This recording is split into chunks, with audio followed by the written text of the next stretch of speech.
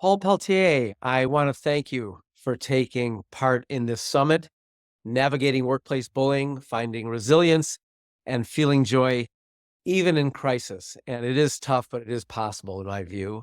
Paul is a corporate and tech attorney and a consultant to help organizations address workplace challenges, and there are so many.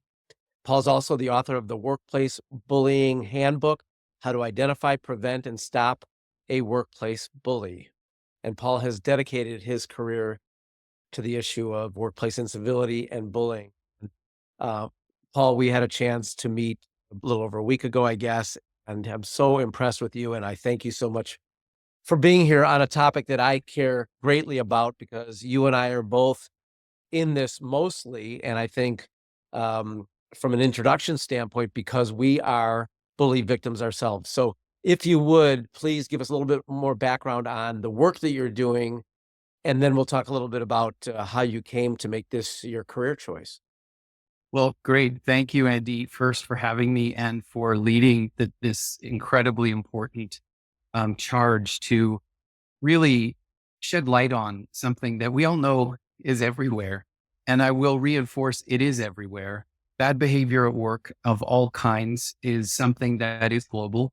It doesn't, it spans cultures, it spans industries, it spans humanity.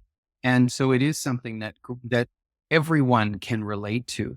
And so in terms of the work that I do, I mean, no one goes starts their career thinking, boy, I can't wait to be a victim of a workplace bully so that I can feel awful and have my career stalled and have my sense of self, destroyed, and then pick up the pieces and do something else.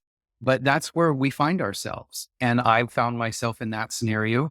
And so, although I absolutely continue to pursue a career in legal work in tech law, um, at the same time, I found it critical to stop and take a lessons learned approach from my experience in an organization that was riddled with bullying behavior, and ask ourselves, why is this okay?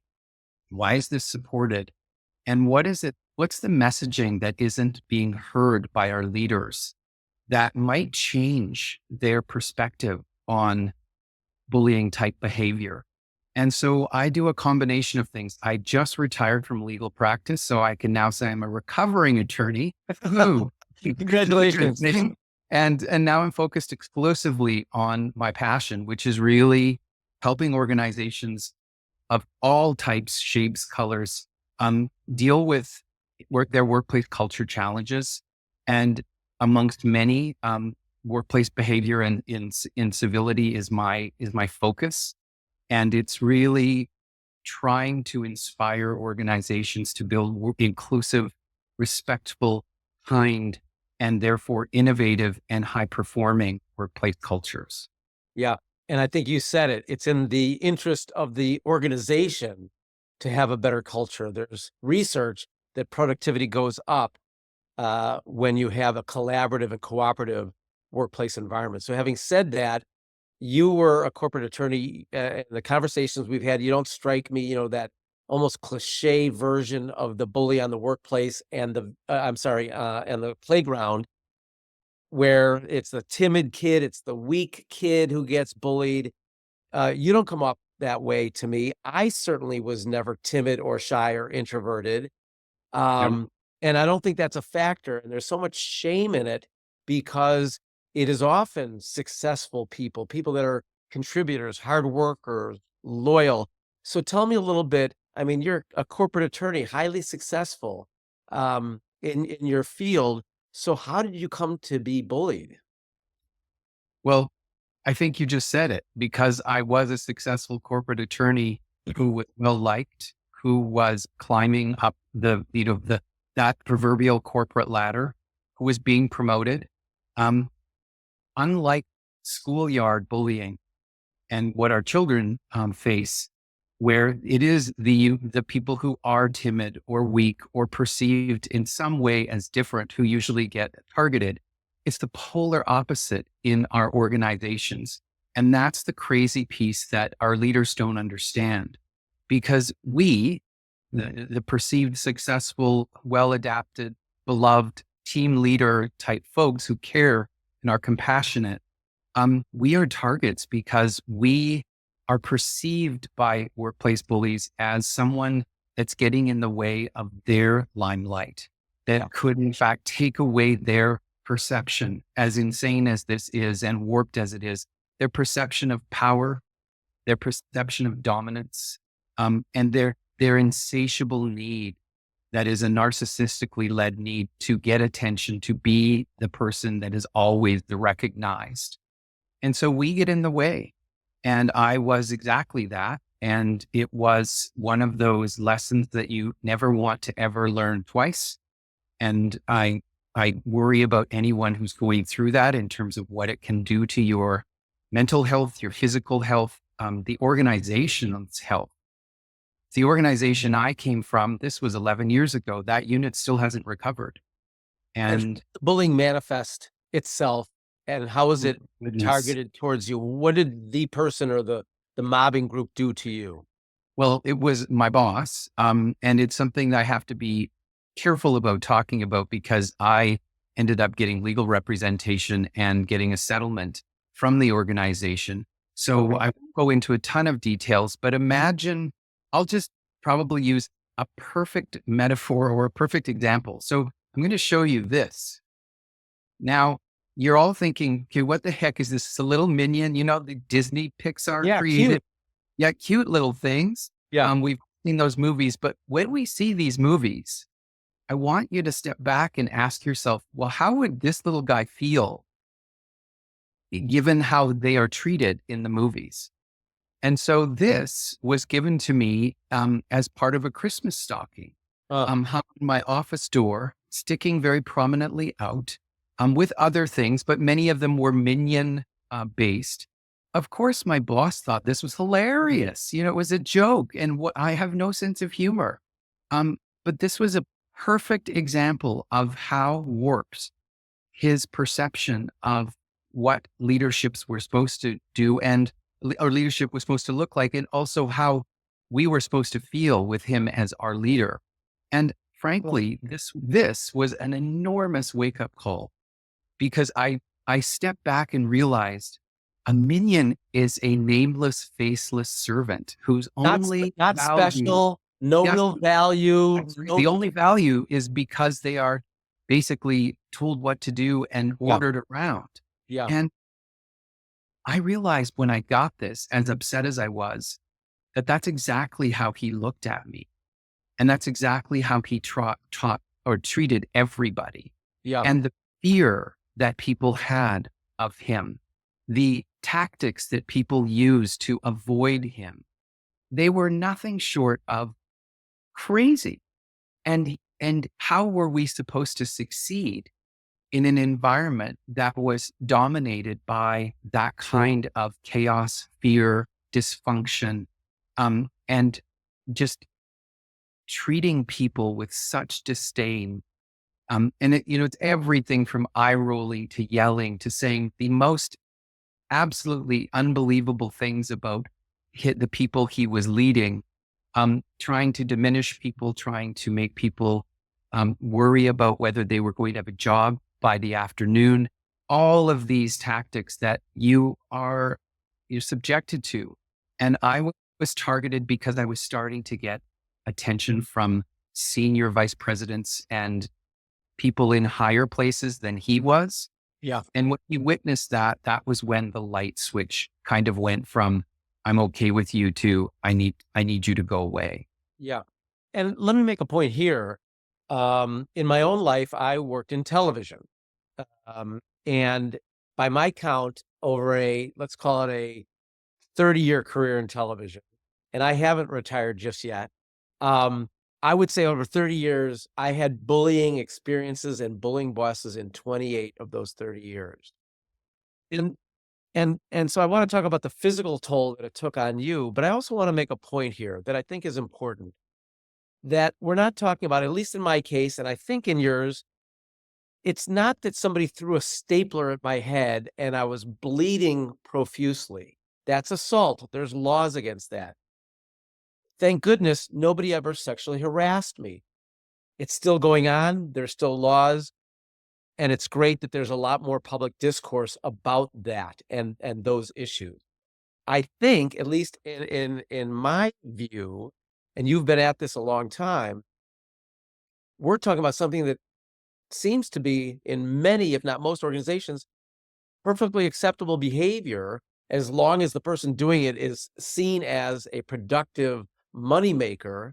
And so, but I want to talk about the toll that it took, if you're allowed to do so based on Absolutely. your NDA or your. I'm by no means special. The physical and mental impacts that bullying can have on individuals who are targeted, the list is enormous. This has been researched, and but I'll just use my own experience as an example. And by no means do I want to encourage anyone to get to the point that I allowed myself to get to the point where one day at work I fainted.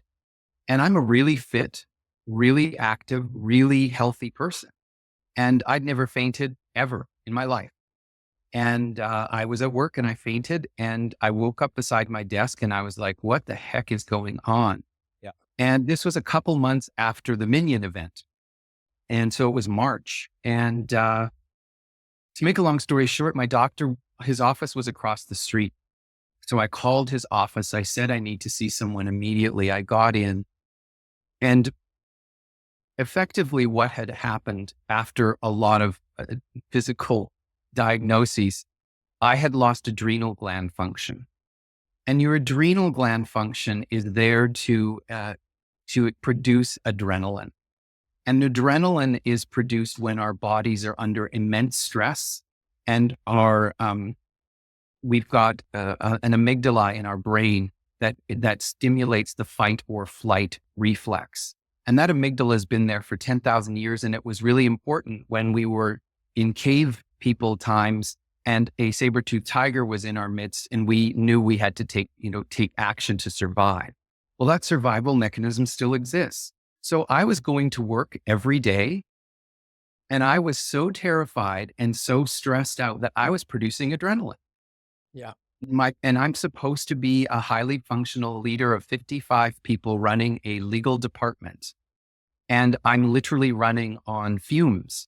And you can imagine what that does to your body, to your heart rate, and so on. So I didn't know it, but my adrenal glands stopped working. And that's why I was fainting, because my body was saying, you're about to produce adrenaline. So your heart rate and your pulse go down. But I kept standing up and I had no pulse and very low heart rate. So I would faint. So it was discovered that this was the physical diagnosis that was the problem. The truth is, it was the mental health compartment that I was bankrupt in. Yeah. Not know this.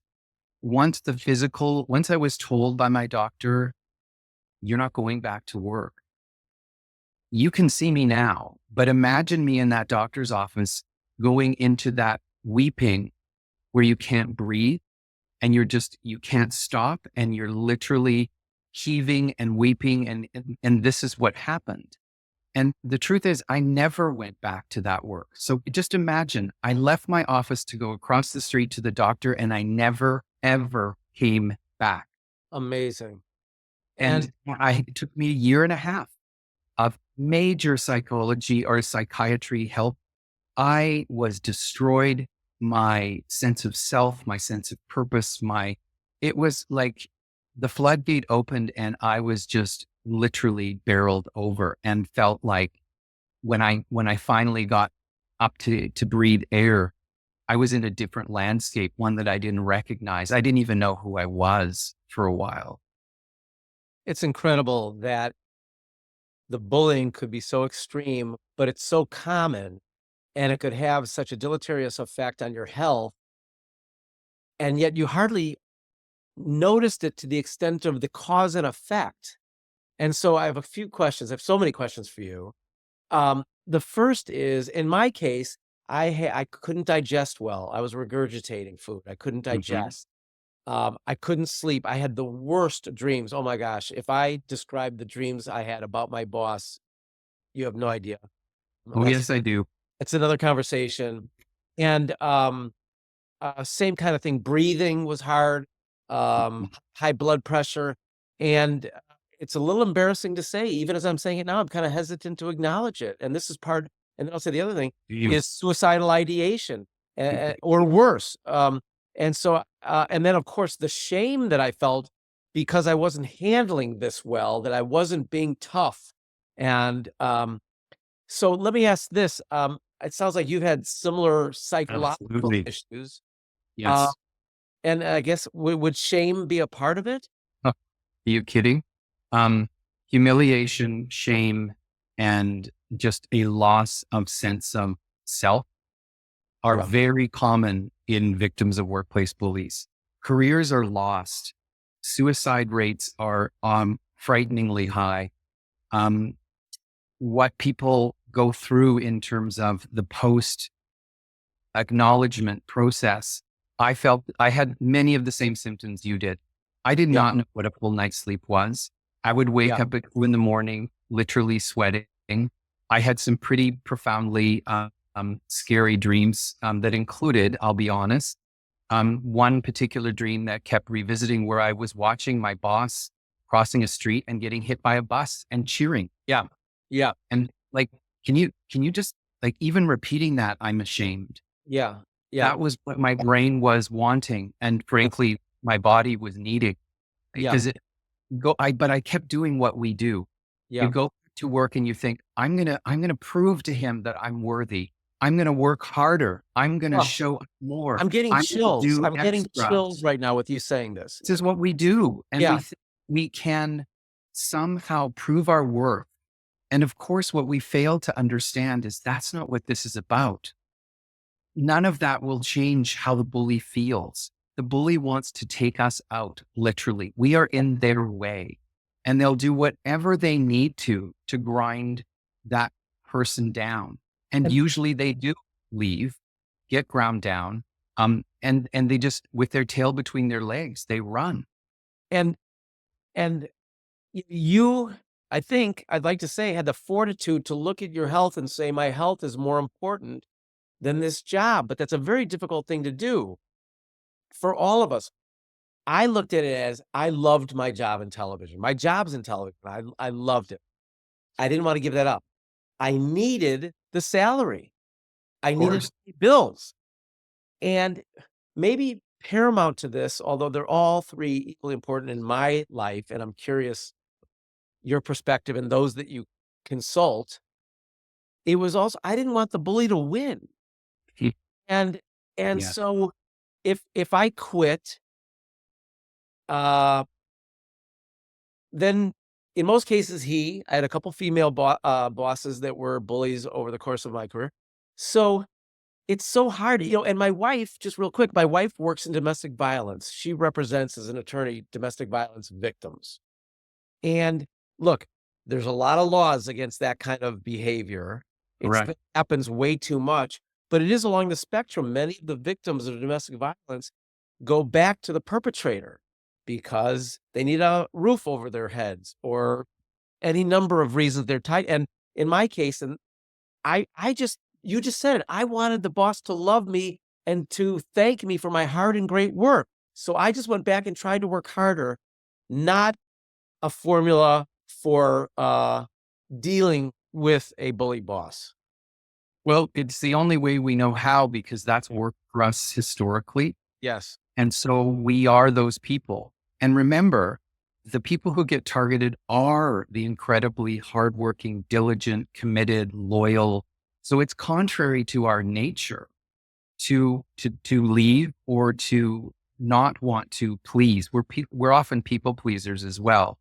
And so, and I fit all of those categories. Me too. I think the message that we need to understand is, and this is what I ultimately had to do. I want to first make it clear. I didn't have a choice. I was medically unable to work. Hmm. You wouldn't recognize the person that was the person then.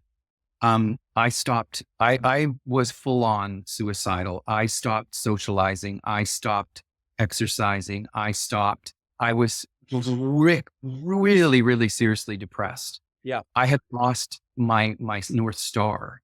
And of course, like many of us, I had a probably unhealthy perspective on how important work was to myself, to my ego, to my sense of purpose, and lost all of that. So to your point about we need to pay our bills and so on, absolutely. And that's why people often don't leave. And my advice to people, and I wrote a book about this because I didn't have any guide. There was nothing when I went through what I went through. There was no place to help me figure out what the heck's going on first. Like, what is this behavior? Because if I had understood the motivating factors of a bully, I Yeah. would have done radically different things. If I had actually understood it didn't matter what I did, he was still going to, until I wasn't in his way, he was going to hate me and he was going to do everything he could to tear me down. Then I wouldn't have went out of my mind trying to work, you know, as hard as I was and to try to please him. Yeah. So A, I didn't understand what was going on. B, I did many of the wrong things. I, in fact, self-sabotaged. I would try and I I did terrible things to try and persuade him that he liked me, but then I started to do things to sabotage him, Yeah. which of course is a terribly ineffective way to resolve Yeah. this. Only made him mad or made the behavior escalate and Yeah. the natural things. So we don't understand the dynamics. We don't understand what motivates bullies. Um, and therefore we do a lot of the things that aren't helpful. I did all of those. Yeah. And often it's not until a catastrophic health event that the train stops. Heart attacks, um, strokes, cancers, psychological breakdowns, suicide attempts. These are all ridiculously, sadly common for people who are targeted by bullies. Yeah. And so it's a physical manifestation that often takes them out of work. Sometimes they are capable of seeing the light and taking action. And it may take a while to find a new job, but I'm going to be really blunt. No job is worth losing your health over unless you are a soldier or a first responder or a police officer. Work is not a war zone. Yeah. You should not leave work worried about the things that we used to worry about. And so there are things you can do. Absolutely. A lot of them are low risk. People just can't see the light. There are many steps you can take to have allies, to get support, to get counseling, things that you can do while you're looking for that job, while you're looking to leave. And I promise you that when you take back a bit of that power and take back a bit of that control, you begin to get more healthy physically and mentally. Yeah. And this is part of my passion, is to help educate others so that they don't make the mistakes I made, because I made tons of them. Me too. And they have tools that I didn't have, and that they can find their way through this without suffering in ways that others like us probably have. Yeah. And that's why I do what I do. Yeah. Well, it's great work. I appreciate it. I only wish I had known you for the last 30 years. I think I would have been much happier and healthier in my career. But having said that, in the time we have remaining, I hope we can continue this discourse and change the way that work is conducted across this country and across Canada and elsewhere. Having said that, I know, understand that you have an offering for the people watching this, especially if they're going through the kinds of things you're talking about, would be very helpful. Absolutely. Well, I mean, first, this is the easiest thing. There's this book called The Workplace Bullying Handbook. I can't tell you how many people contact me after reading this and say, I get it now. So this is really easy. You can read it anytime. It will help you. I promise it will clarify for you what's going on. And that's often just the beginning of the end. Secondly, if anyone is struggling with being a target of a bully, I have a very significant LinkedIn presence. Please reach out. I will do what I can to help you. I also provide consulting to people, but also to leaders and organizations, a lot of HR people who are trying to unravel they know there's a bully going on. They know, they see it. They see the complaints. They see the people leaving. They see the sick leave, all of that, but they still are confused and need some support in terms of, well, what do we do now? And how do we manage this massive risk? And then, of course, I'm out there giving the message to organizational leaders. Do you understand what bullying is actually costing you? You're rewarding the behavior because it's on the surface getting you great results, which means money and influence and clients and so on. But are you aware of the weight of human disaster that they leave behind and how that impacts your organizational success, your reputation, your financial success, and your leadership success? So Paul, all this is part of what I am passionate about doing. yeah. How can people reach you for more information? If anyone just Googles my name, they'll meet me. I have a consulting company called paulpelletier.com. Reach out for me on LinkedIn. LinkedIn is also a very easy place to find me. And like I said, I'm committed to making the world as bully free as it possibly can. And in Canada, parts of Canada, I just want to say there's hope. We have anti-bullying legislation where I live. And that is part of why I was able to get a resolution where I was financially compensated for what I went through. And within weeks of that, the bully left.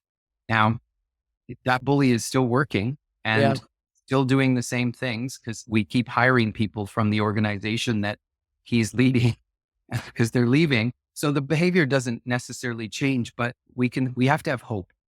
And great. I believe we should and can.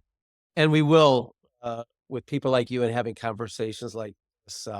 Thank you, Paul. Final word from me is very simple. Bully victims, if you're out there, and I know you are, you're not alone. We're here. We're going to continue this work. And thank you, Paul, and thank you for being here. Thank you so Well, much. Andy, it's my privilege. It's an honor. And thank you for the work you are doing because I want to get on your surfboard. Thank you. I'll be happy to have you join me. Thank you. Pleasure. Thanks a lot.